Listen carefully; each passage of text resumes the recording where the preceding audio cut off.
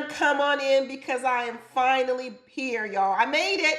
I made it. I've been sick, y'all. I haven't even really been able to talk too much. I'm so congested. I'm still congested. But hopefully, I'm not too late to review this Ready to Love season 11, episode 6. And hopefully, I'm here just in time to say goodbye to Ina. Miss Christina, we had to say goodbye to you. Did y'all see Christina's note to me a couple of weeks ago? Christina, or Ina as she calls herself, she darn near was cussing me out in the comments. I don't know why, Christina. I was here to help you. I was here to give you some constructive advice so that you can get what you want out here in the dating world. Because I was just saying that your game plan ain't a good game plan. But anyway, I didn't have to say it. Christina didn't want to listen to me. I don't know if she's going to listen to other people out here. But when it came down to it, they had to choose between Donna or Christina. And they told Donna, listen, we like you, girl. You got a lot of good energy. But you know what? You don't believe in no Jesus Christ. We really don't even know if you believe in God. I know you said you're not an atheist, but we're not so sure. And then Christina, we said, they told her she had a great personality, but they thought her expectations were a little bit too high. And Christina said that if her expectations are too high, then you're not ready for a woman.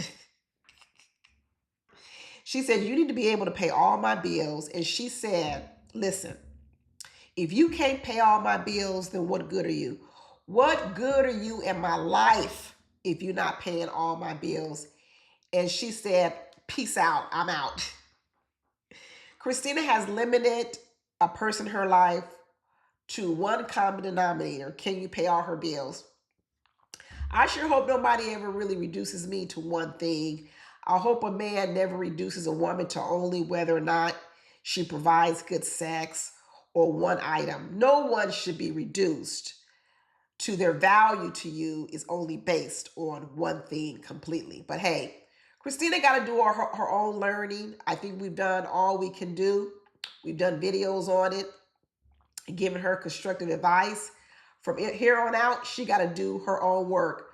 But this episode was about clearing the skeletons out your closet. Tommy's telling everybody to clap for him. Woo! I couldn't be Tommy's wife. He needs so much validation. It's constant. This is where you clap for me. Don't I look good? Oh my God, he would exhaust me. He really would exhaust me. But they're calling this episode the Diddy pose. I was like, is it too soon to be using that joke, the Diddy pose? I guess it comes from this trap yoga we're going to talk about that Nicole took everybody on a date about. But I thought it was a little bit too soon. Diddy ain't even out of prison yet. I don't know if we can start making jokes about the Diddy pose until he's out of jail. And from the looks of things, who knows what that's going to be, because Diddy's effing up in prison too. That man, he can't get on the straight and narrow. Diddy is made to F up out here. But anyway, the producers went a little messy on the title of the episode. They did. That was messy. But they want everybody to go deep. Did they go deep? Some people did, some people didn't.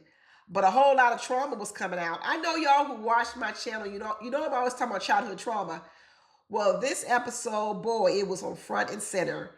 And the first person we had to see with their childhood trauma on front and center was Nicole. Goodness, Nicole is stuck in the past. I don't know if this is some sort of arrested development, and where she's specifically stuck is in undergrad. Isn't Nicole even a university lecturer? Don't tell me that Nicole is a university lecturer at the same college she went to college to, because I'm really going to get concerned. Nicole is stuck in undergrad.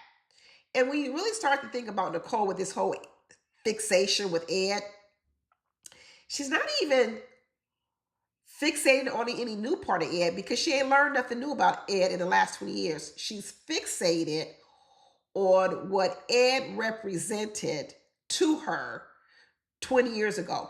And I'm not even saying what Ed was. I'm saying what Ed represented to her. Nicole needs to go get a therapist and figure out what was the symbolization of Ed in her life in undergrad, so she can figure out why she's still drawn to it. Something tells me that where Nicole is trying to go back in time to a moment in her life, this is what I believe, where she felt like the world was her oyster. Y'all know when you was 21, 22, you was going to college, you had all these big dreams, you was going to do this, you was going to do that. This what you was going to do. You was going to get married, you was going to have kids, you was going to be a hot shot in your career, whatever your dream was. You had a lot of these dreams when you were 20 years old. And then slowly between 20 and where you are now, some of those dreams slipped away. Yep, they did. We have not all accomplished all of our dreams. Some of our dreams slipped away. And I think what's going on with Nicole is when she saw Ed on this show, she thought, wow, this is my opportunity to go back when I was 20, start over, and reclaim some of those dreams I had. That's just my idea. I don't even think it's all about Ed. I actually think it's about a moment in time when she felt as if she could sort of guide the direction of her life, and she might feel as if she's lost that opportunity.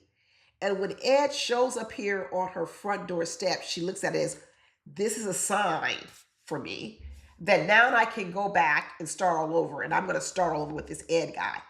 The problem with it is, while Nicole is trying to go back in time and use Ed as a time machine, Ed, on the other hand, is trying to run away from his past. I told y'all from the beginning, of all the people were talking about Darius. Darius ain't being true to who he is.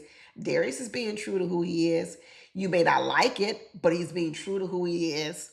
It was Ed who I always said was hiding things. He's running from his past. I don't know if Ed has turned his life around. Maybe he's like a born again Christian. Maybe he's leaving behind his old dirty dog ways.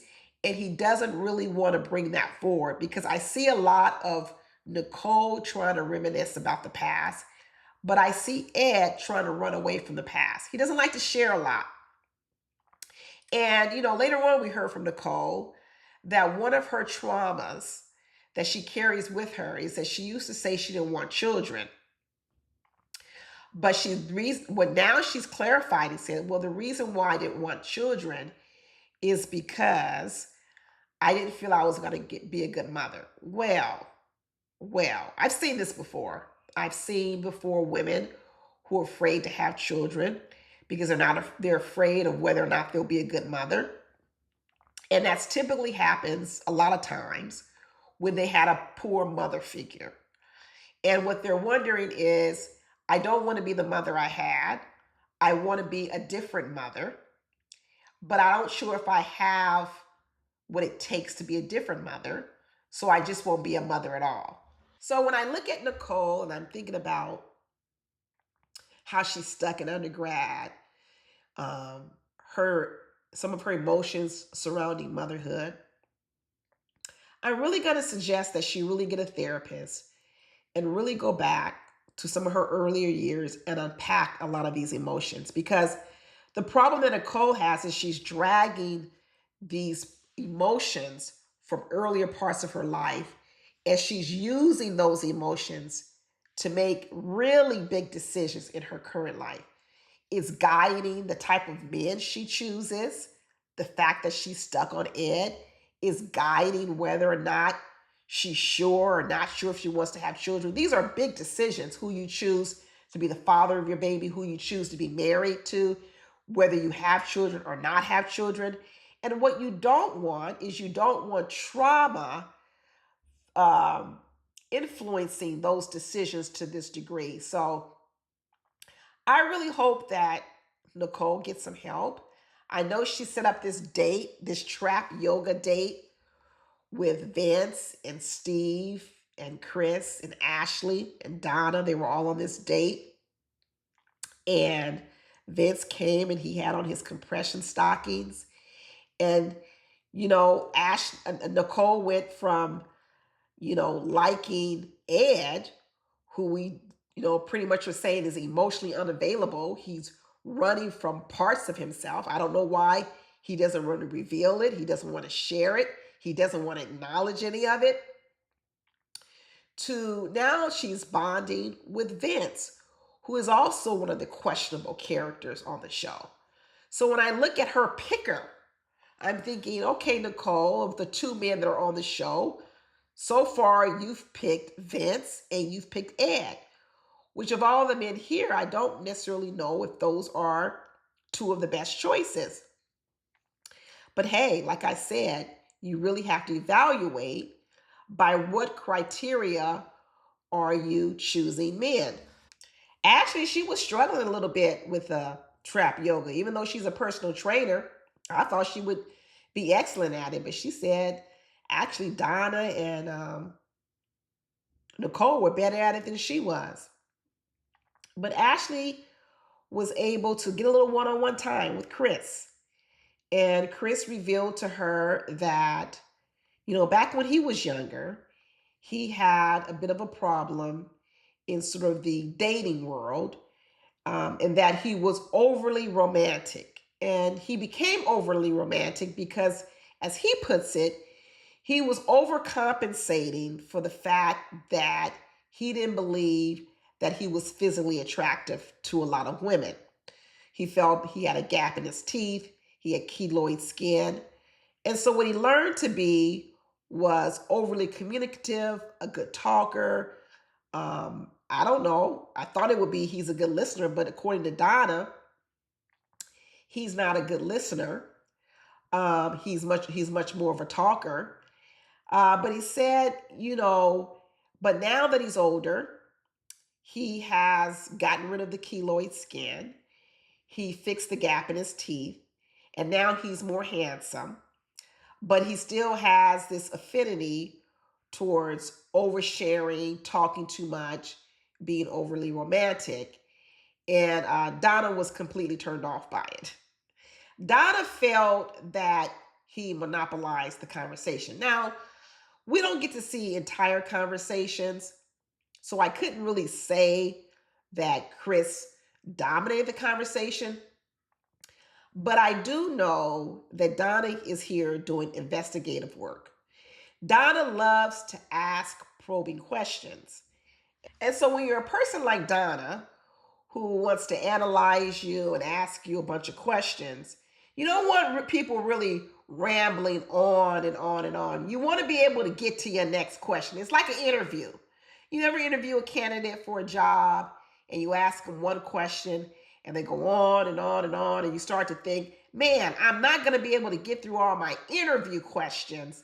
They're monopolizing the conversation. That's kind of how I feel it is with Chris and Donna. I think Donna is so analytical that she actually doesn't really take the time to fully read a room. I think that's why she was caught flat-footed and almost going home. Donna takes in information in order to come to a conclusion, as opposed to taking information and really connecting with the person in front of you. I think she really struggles with that.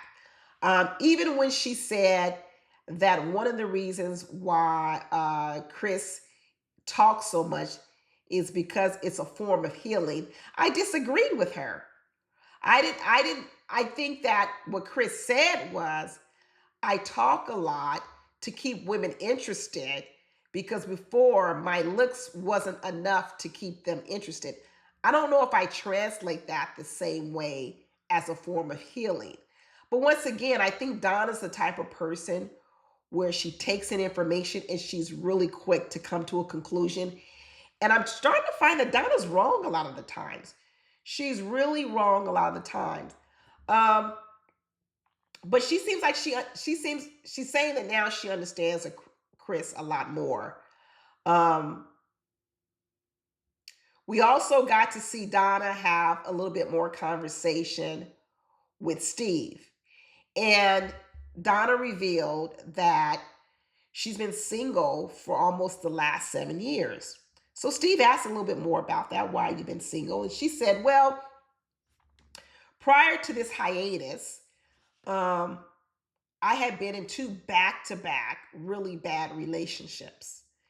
And she said, I wanted to take a break from that and really, I guess, just pause. But what was interesting about what she said she did during that hiatus, she said it was in that hiatus when she decided to go back and get her PhD.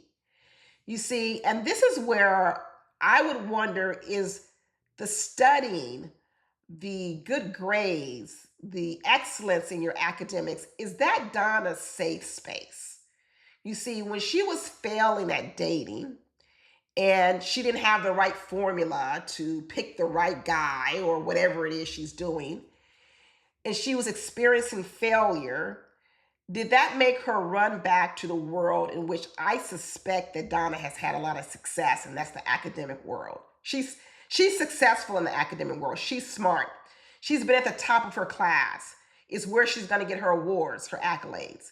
So when you're a failure in your personal relationship, instead of really digging into that part and understanding what made you not successful, do you just fall back and go to a safe space where you are comfortable, which is the PhD?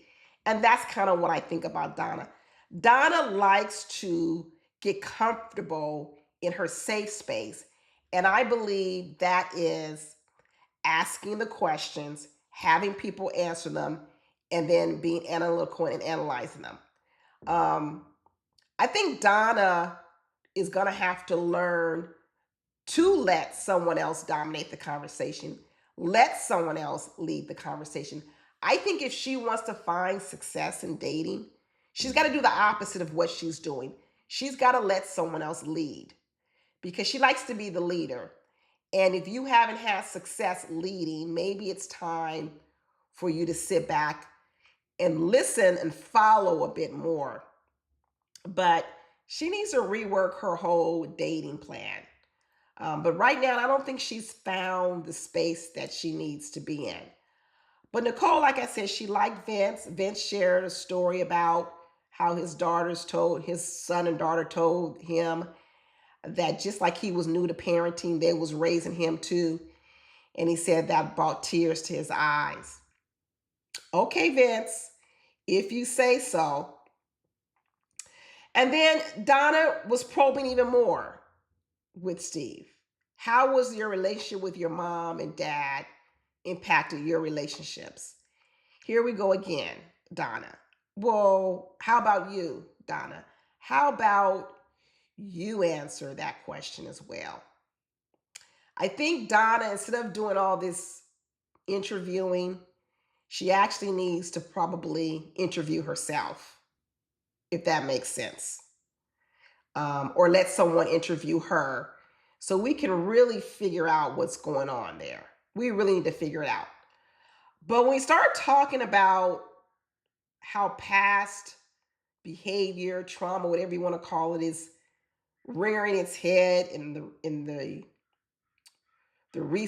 present, we can't not overlook Ashley. Ashley's a beautiful woman. She's sweet. Ashley told us she's been in therapy for 3 years. She's still in therapy. And Ashley is struggling. I can see it. Ashley's struggling. Ashley mentioned that she's struggling now, even in this process.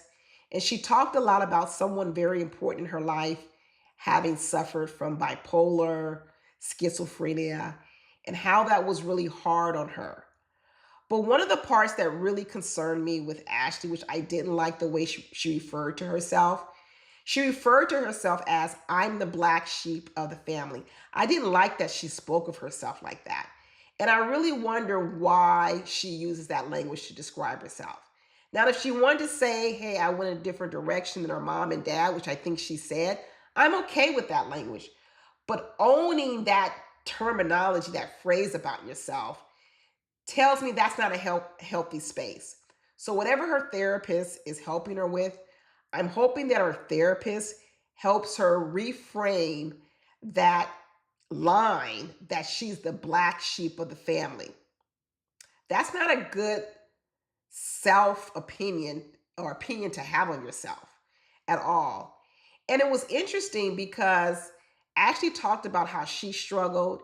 She talked about how through therapy she's learned that she is a strong person, even though at times she feels very weak. She feels very defeated. These are all signs that she is struggling. She's struggling. And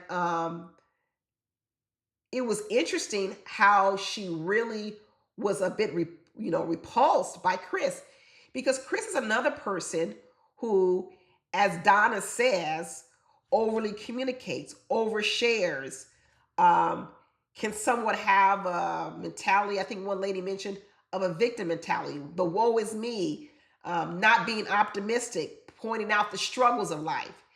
And I think what Ashley, when Chris was speaking with her and saying that he had fallen in love with a person at love at first sight, and that it ended up that the woman had ghosted him, I was surprised by Ashley's response when she chalked it up to saying that his hurt was all because he had a bruised ego. Now, maybe they edited something out, but I didn't know how she leaped from he had love at first sight, he fell in love really quickly, and then the woman ghosted him, to it all being about a bruised ego. And what Ashley said was she does not like men with the bruised ego. In a lot of ways, what she was saying was he was weak minded. And when I juxtapose this against Ashley, who I think is struggling to feel safe, secure, strong in the world, maybe what she was saying was, I couldn't be a partner with a person like Chris because I struggle in my own weakness. And a man like him wouldn't provide me that foundation I would need to sort of shore me up as well. And that's okay if she discovered that Chris is not a good fit for her. I actually don't have a problem with that. I think just the parts around her describing herself as the black sheep, and then also completely being repulsed by Chris and describing it as a bruised ego, I thought that that was a bit of a reach, but it also told me a bit more about Ashley. I mean, later on, we see Bellow go out on a date with Lauren, and this is where we find out that Bellow has a 1-year-old daughter that lives in Miami. So we're in Detroit, and he has a 1-year-old daughter. But this is where the story goes kind of awry for me. Did y'all catch Bellow's story? He said that he had a 1-year-old daughter, but he said he just discovered that he had this daughter 4 or 5 months ago. Okay, I'm good at math. 1-year-old daughter, found out 4 or 5 months ago. Got it. But then he says the woman called him and said that she's pregnant. Well, if that's the case, you actually found out more than 4 or 5 months ago that this woman was pregnant. Now, whether or not you acknowledged it, that's another thing. So I don't think that he's saying that he just found out 4 or 5 months ago. What he's saying is, I just had to acknowledge it 4 or 5 months ago. So what I think happened was the woman called him, said, I'm pregnant. He didn't believe her, didn't want to believe her, didn't want to have anything to do with her. The baby was born, and he got dragged back to Miami to take a paternity test so he could be forced to pay child support. That's what I believe. And that's what happened 4 or 5 months ago, right? Bellow was 37 years old, raw dogging it in a completely different city with a one-night stand, as he says, and got a woman pregnant, skipped town, and then didn't want to look back. That's a character issue. That is a character issue. So, I've been talking about Bellow with Dominique and this whole thing around having children. And now that Bellow has this circumstance with his current daughter, which isn't the best circumstance to bring a child into the world, I'm really wondering how that does impact his willingness, his excitement about having kids going forward. Because I can look at Bellow, and he was really embarrassed to tell Lauren this story. And that's why I think he fudged a little bit of the story because he didn't want to make it seem as bad as what it was. But I think Bellow denied that child in the beginning, but he was forced to take a paternity test, and now he has to co-parent and pay child support. And I don't think he's that happy about it all. But we'll have to see. I still believe Bellow is here a lot more for networking, to getting some of those celebrity clients from Dominique. I really think it's a business move to be here right now. I don't necessarily believe that Bellow is actually ready for a really committed relationship with a woman, given the circumstance that he's just barely getting a hold over this situation with this 1-year-old baby that he just learned about 4 or 5 months ago. I don't think he's ready. I don't think he's ready at all. What else went on? I know we saw a date with Cardi and Dominique. They went to go play trivia. They gave him the nickname of Cardon. Dominique knows how to put the charm on a man. Next, we got another man who's going to lean in for a kiss for Dominique. Boy, they line up. It's the way Dominique looks at them with those eyes. That's what the problem is. She looks at men with those eyes that say, "Come to me, kiss me." Even Cardi was sitting here thinking he was about to get a kiss from Dominique, but no such thing happened. Dominique says, "I am wife material." I believe that Dominique really wants a relationship. I think Dominique doesn't want to be out here in the world alone. And I think she's trying to do something different. I think she's genuine. I think she's genuinely coming on this show to find someone new. Now, whether or not that person is here, that's another story. But I do believe her intentions are right. I know a lot of people think she's playing the game. Yeah, I do think she's doing what she needs to do to stay on the show, because remember, she was almost eliminated. So I think she's laying on the charm extra thick so she can stay on the show. But I'm not for sure her match is here. But I do believe she would do what she needed to do to stay on the show. But when I look at her life and I look at where she wants to be and where she wants to go, I do think she's looking for love. I don't think she's just one of these ladies out here in the street trying to run game on a bunch of men. I don't see that. But we also got to see another love story in the works. We got to see the Shannon and Devon. We also got to see Darius and Lauren on a double date or a triple date, whatever you want to call it. And they were trying to go deep as well. And everybody was supposed to tell a deep story of something that gives us insight and more insight into them. And once again, I was a little bit disappointed in Shannon's story. Now, remember, Shannon with the pearl, when they had to share before, Shannon shared the story of the dilation wheel. And I thought, Shannon, that has to do with your job. You couldn't pick anything else. I didn't particularly care that that's what she shared. But then again, she has another chance to share. And lo and behold, pearl wearing Donna picks a story about when she falls down the job and gets sort of a concussion. And I thought, another workplace story, Donna. First, we had the workplace dilation wheel. Now we got a workplace workers' comp situation you telling us about.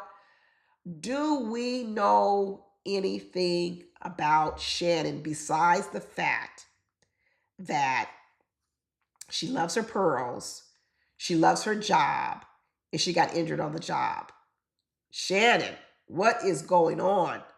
What is going on? I'm going to need you to bring in some personal information and not make your whole storyline around your job as a nurse.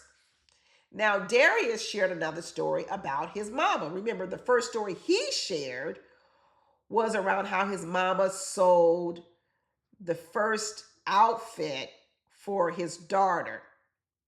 And this time, he talked about how he's been a pimp since he was in grade school.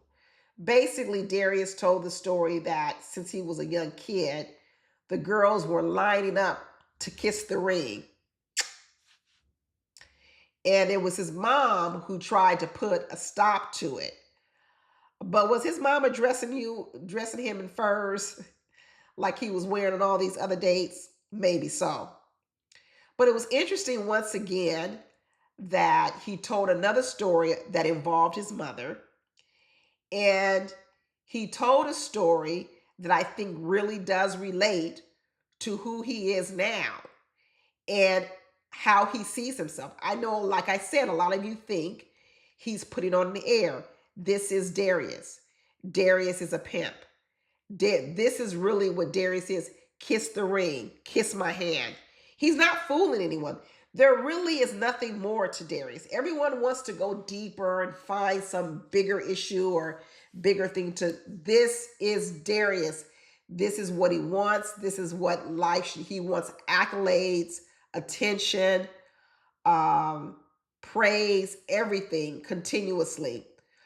Lauren and Devon, they both talked a little bit about the relationships they saw growing up between their mom and dad and how they both want to be a part of having something different. They didn't have the best role models in a mother-father relationship, and they're seeking to have something different. So it talked more about what they aspire to. So I like the fact that Lauren and Devon talked about where they're trying to go, what they're aspiring to in a future relationship, right? Looking at their past, but saying, but this is what I want differently. Whereas Darius, he just talked about somebody kissing his ring. What does that have to do with what you want in the future? Or is that what you want in the future? You see, that's what I'm saying. That might be what you want in the future. You want a woman who kisses the ring. And then Shannon, what does a dilation wheel and hitting your head and fainting and having post-concussive syndrome have to do with your future? Maybe you're sending the signal to me that your job is really, really important and it becomes first in your life. It's priority in your life. That's what I want to know. Is that what you're telling me, Shannon? Is that work is number one in your life? Do you have time, energy, and capacity to have another love, another interest outside of your job? That's what I would want to know. But in the end, it was Ed that was on the bottom, and Nicole had a final date with Ed prior to him being put on the bottom. He got one last chance to open up, to share some of his past, how it affects him today, and how it might affect him in the future and what he's doing about it.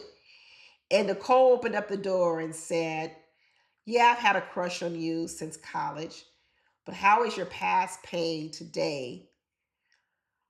Pain that's not physical. How has it affected you now and into your future? And Ed sat there and looked at her and said, well, I have a really high tolerance for pain. What? What's he saying? He's never been hurt? We all know that's not true. Everyone's been hurt. But what he's saying is he doesn't want to talk about it. He doesn't want to bring it up. He doesn't want to be transparent. He doesn't want to talk about it. I think Ed, the biggest nightmare for Ed was a person like Nicole showing up. Because when you're running away from any past that you might have had, the last thing you want to show up is a person from your past. Nicole really never had a chance with Ed because she represents his past. And his past is what he's trying to get rid of. Whether he believes he made a lot of mistakes in the past and he's turned his life around and he's a different person, that's okay.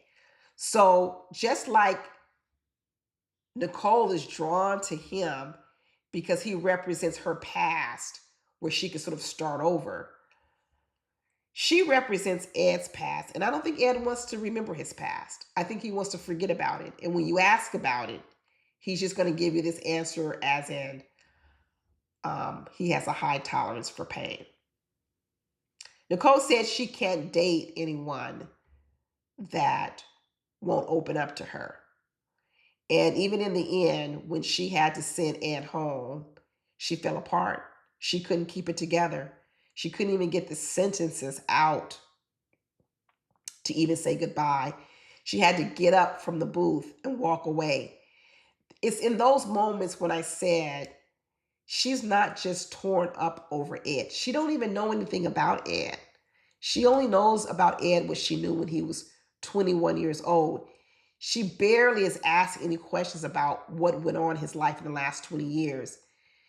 She is crying over her last opportunity. I really believe seeing Ed go away, go home, walk away, re-injured, an old wound in Nicole where she was really believing this is a place where she can start over. And with Ed going away, that door was shut. That door was shut.